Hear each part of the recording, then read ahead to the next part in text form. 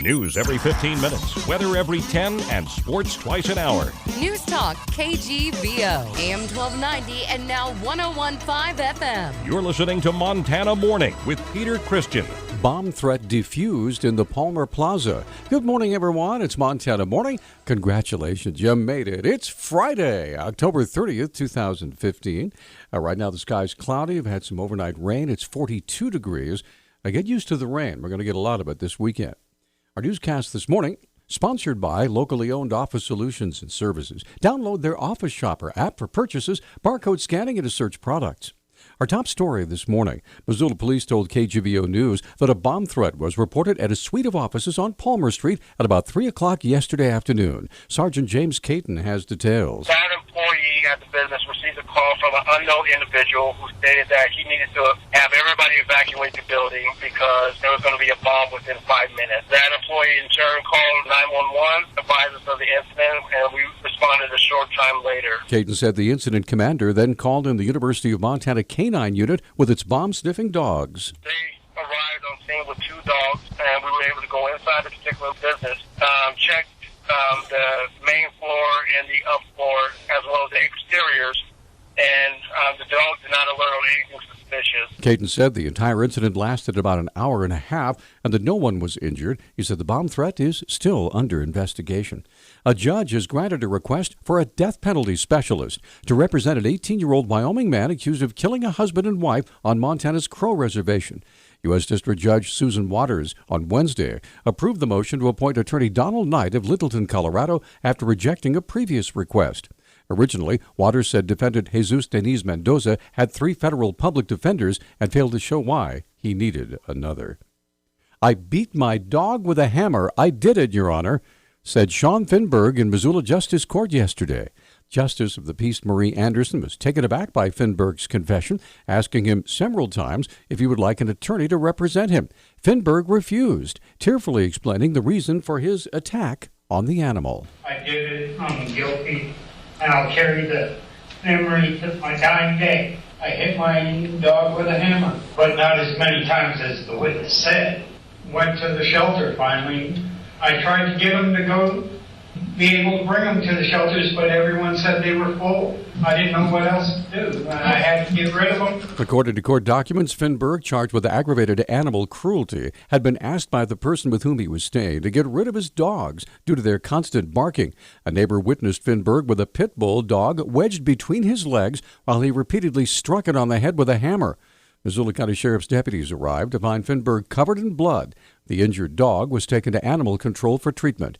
The usual procedure in Justice Court is for the defendant to hear the charges and for bail to be set. But in this instance, Judge Anderson released Finberg on his own recognizance, ordering the transient to return for sentencing on November 4th.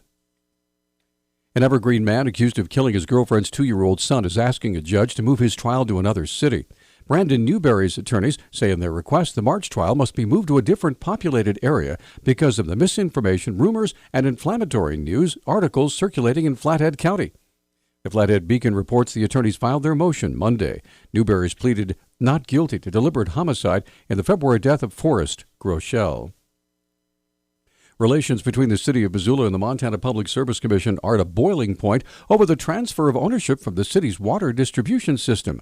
Yesterday, the Montana PSC received word that the city of Missoula had filed a second petition. PSC Public Information Officer Eric Sell explains. The city has again filed another petition here, an amended petition. We asserted in our response to their first petition that they cited the wrong statute in that original petition. So it looks like they're taking another run at it. What they have said to us, it's through an abundance of caution, they filed a second amended petition. The city's asking the courts to, quote, direct the PSC to dismiss or stay, end quote, the transfer of mountain water ownership to Algonquin. The city's also asking for the PSC to cover its attorney's fees. When asked to comment on the legal fees, Sell took a jab at the city's legal spending on this issue. I wouldn't be surprised to see if the folks in Missoula would be getting a little antsy here, seeing that the city is again filing another petition and again incurring more legal costs. How much this continued litigation is costing the taxpayers in Missoula? I think they've incurred quite a bit here in this whole proceeding. Sell says the PSC will issue its response to the city's second amended petition sometime in the next 2 weeks. A female Montana State University student was attacked Wednesday night. Spokesman Tracy Ellig said the attack occurred just before 11 p.m. A female was assaulted by a male as she was walking across campus near a place that we call Duck Pond, and apparently he assaulted her, she fought him off, and then he was last seen fleeing the area. Ellig provided a description of the suspect. He's described as a white male, approximately 6 feet tall, average build, possibly has acne on his face. He was wearing a hoodie. This happened at night, and of course it happened quickly. So that's the extent of our description at this point. Ellig said the call came into the MSU Police Department. Officers responded and searched the area. The suspect at last report was still at large. A 37-year-old Polson man who killed his father-in-law by hitting him in the head with a hammer has been sentenced to 40 years in prison. The Missoula newspaper reports Desmond McKay was sentenced yesterday for the March 5, 2014 attack on 67-year-old John Barrows, also of Polson. McKay pleaded guilty in September to mitigated deliberate homicide.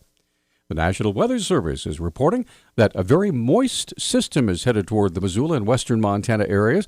Meteorologist Trent Smith said October has been extraordinarily dry and warm, but that will end with heavy rain. It's a very moist plume coming in and just pushing all the way into the northern Rockies. The National Weather Service is anticipating that some of the mountains should be able to receive anywhere from 4, maybe even 6 inches of rainfall. Smith said there are potential dangers involved with the heavy amount of rain. The biggest concern that the National Weather Service is looking at is the potential for some rock and mudslides across the area, especially in Mineral, Clearwater, and Idaho counties with this event. Smith said the moist weather will be followed by a much colder system and that mountain passes could also see several inches of snow by Monday and Tuesday.